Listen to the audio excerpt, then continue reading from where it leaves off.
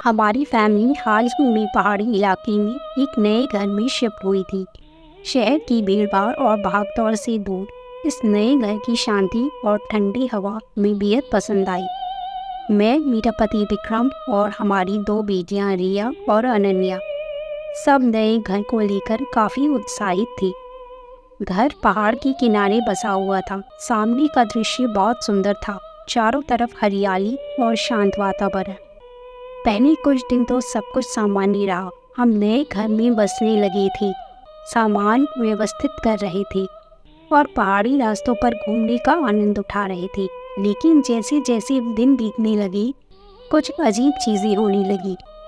शुरुआत छोटे छोटे बदलावों से हुई। घर के दरवाजे खुद ब खुद खुलने और बंद होने लगे।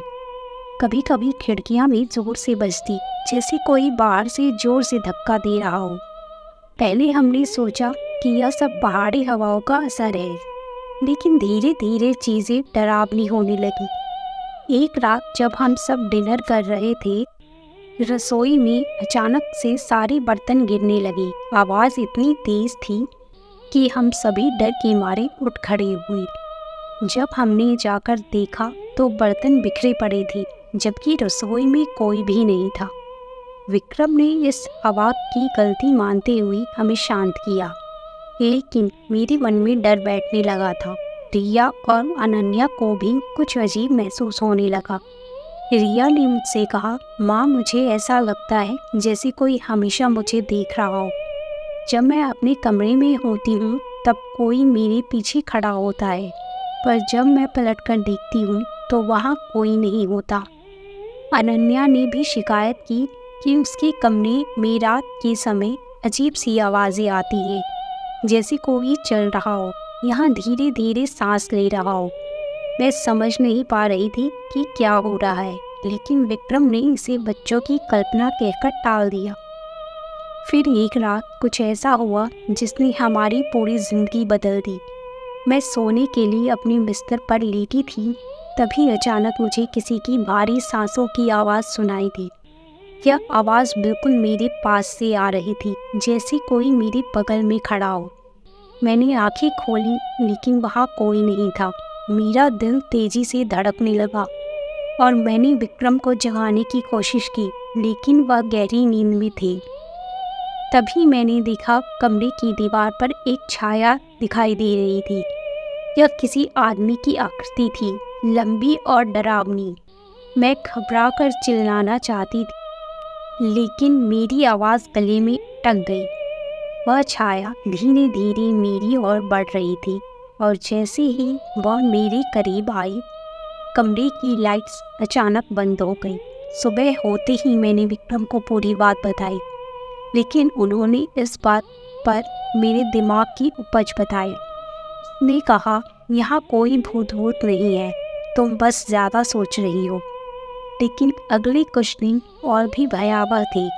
अब तो जैसे वह साया पूरे घर पर हावी होने लगा था। कभी हमारे सामान गायब हो जाते, तो कभी रात के बीच में जोर से खुलते बंद होते दरवाजे। बच्चों के कमरे से ज़ोर ज़ोर की आवाज़ें आने लगी और वे दोनों रात में डर कर चिल्लाते हुए उठ जाती। एक शाम विक्रम घर के बाहर बैठे थे, तब अचानक से उन्हें किसी ने पीछे से धक्का दिया। मैंने पलट कर देखा, लेकिन वहाँ कोई नहीं था। उन्होंने घर के चारों ओर देखा, लेकिन कोई इंसान नजर नहीं आया।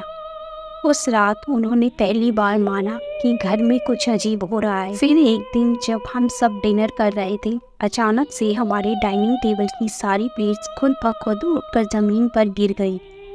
घर में कोई था जो हमें साफ तौर पर यह बताने की कोशिश कर रहा था कि यह घर उसका है। हमने आसपास के लोगों से बात की और तब हमें पता चला कि यह घर पहले भी कई लोगों ने खरीदा था, लेकिन कुछ महीनों के बाद सभी ने इसे छोड़ दिया।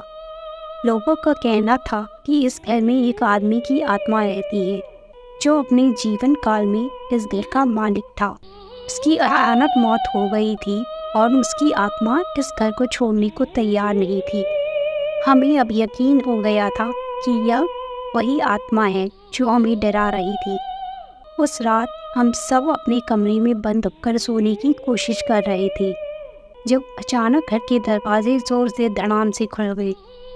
तेज हवा के झोंके के साथ वह साया फिर से हमारे सामने आ खड़ा हुआ। उसकी आंखें आग जैसे जल रही थी और उसकी उपस्थिति से हमें महसूस हुआ कि वह हमें यहाँ नहीं रहने देगा।